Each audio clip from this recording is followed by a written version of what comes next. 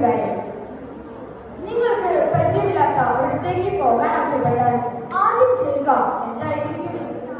നിരക്ഷരനും വിദ്യാസമ്പന്നനും ഒരുപോലെ ഗൂഗിൾ മാപ്പിനെ ആശ്രയിക്കുന്നു എന്നതാണ് സത്യം. എന്തുകൊണ്ടാണ് ഏവരും ഗൂഗിൾ മാപ്പിനെ ആശ്രയിക്കുന്നത്? മുന്നോട്ട് പോവുക, ഇടത്തോട്ട് തിരിയുക, വലത്തോട്ട് തിരിയുക എന്നിങ്ങനെ സമയോചിതമായി നിർദ്ദേശങ്ങൾ തരുന്നത് കൊണ്ട്.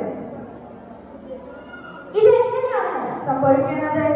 ബഹിരാകാശത്തിൽ നിന്ന് സാറ്റലൈറ്റുകൾ നമ്മെ നോക്കി കാണുന്നത് കൊണ്ട്. അതിന് ഉയരങ്ങളിൽ നിന്ന് നമ്മെ നോക്കുന്ന ആരെങ്കിലും ഉണ്ടോ? ഉണ്ട്. നമ്മുടെ ദൈവം, നമ്മെ വഴി നടത്തുന്ന വഴികാട്ടിയായ നമ്മുടെ ദൈവം. സാറ്റലൈറ്റുകളിൽ നിന്നും ഗൂഗിൾ മാപ്പിലേക്ക് വിവരങ്ങൾ കൈമാറുന്ന GPS സംവിധാനത്തിലേതുപോലെ ദൈവവചനങ്ങൾ നമ്മിലേക്ക് ബന്ധിപ്പിക്കുന്നത് പരിശുദ്ധാത്മാവിന്റെ കൃപാവരത്തിലൂടെയാണ്. എനിക്ക് ഈ സാഹചര്യത്തിൽ ഓർമ്മ വരുന്നത് സങ്കീർത്തനം 91 അധ്യായമാണ്. അത്യുന്നതന്റെ സംരക്ഷണത്തിൽ വസിക്കുന്നവരും സർവശക്തന്റെ തണലിൽ കഴിയുന്നവരും കർത്താവാണ് എന്റെ സംഗീതവും എന്റെ കോട്ടയും ഞാൻ ആശ്രയിക്കുന്ന എന്റെ ദൈവവും എന്ന് പറയും. ഇങ്ങനെ ഗൂഗിൾ മാപ്പിന് പകരം ദൈവത്തെ ആശ്രയിക്കുമ്പോൾ നമുക്ക് ദൈവവചനങ്ങൾ വഴികാട്ടിയാകുന്നു. വിശുദ്ധ ലൂക്കോയുടെ സുവിശേഷം 2-ാം അധ്യായം 40-52 തിരുവചനങ്ങൾക്കായി കാതോർക്കാം. ലൂക്ക 2:40.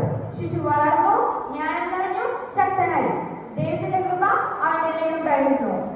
ലൂക്ക 2:52. യേശു ജ്ഞാനത്തിലും പ്രായത്തിലും ദൈവത്തിന്റെയും മനുഷ്യരുടെയും പ്രീതിയിലും വളർന്നു വന്നു. ഇങ്ങനെ എല്ലാവരുടെയും പ്രീതി വളരുന്ന ശക്തനായി വളരുവാൻ നമുക്ക് വേണ്ടത് എന്താണ്? ജ്ഞാനം. ഇത് ലഭിക്കാനായി നാം എന്തു ചെയ്യണം? സോളമൻ രാജാവിന്റെ ജ്ഞാനത്തിന്റെ പുസ്തകത്തിൽ നിന്ന് 7-ാം അധ്യായം 7-ാം വാക്യത്തിൽ ഇപ്രകാരം പറയുന്നു: ഞാൻ പ്രാർത്ഥിച്ചു, എനിക്ക് വിവേകം ലഭിച്ചു.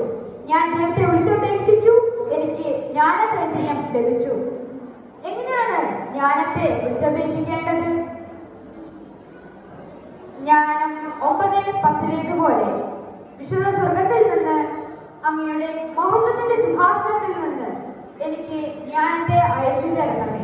ഇങ്ങനെ ജ്ഞാനത്തോടൊപ്പം നമ്മുടെ നിയോഗങ്ങൾക്കായി എന്തു ചെയ്യണം? തീർത്തും ലളിതമായ സങ്കീർത്തകന്റെ